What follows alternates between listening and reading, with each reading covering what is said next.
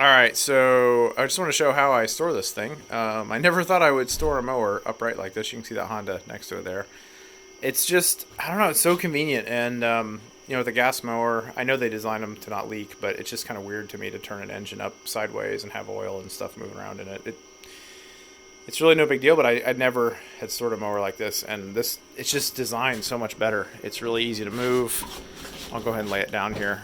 We store it upright like this every time. Helps get bikes in and out of the shed, and it's got these little tabs on the bottom that are like obviously designed for it to sit on, which just makes you kind of feel good about doing it instead of, like that Honda.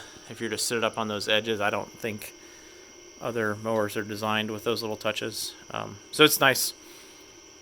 We leave the handle extended. The main reason I do this is because the first one of these I got had the self-propelled wire had been crimped in here from just sliding that in and out all the time. And I think it's a pretty common problem. I ended up kind of hot wiring it, just running a wire directly outside the sheathing there.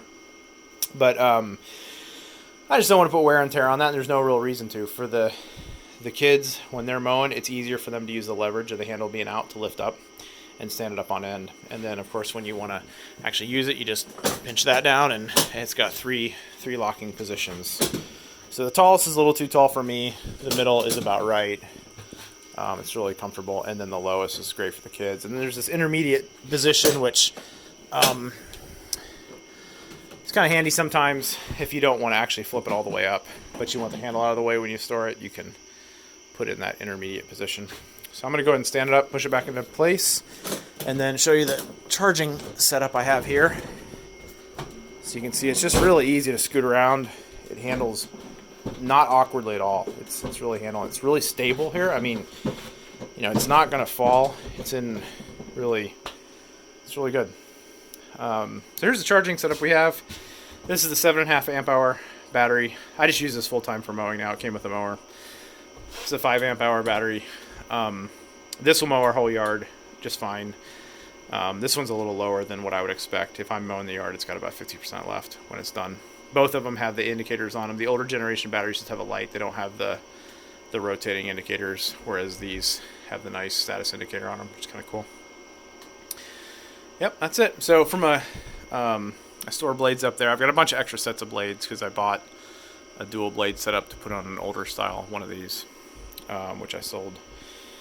So yeah, that's it. It's a nice setup. It's really handy. We're going to keep accumulating Ego tools.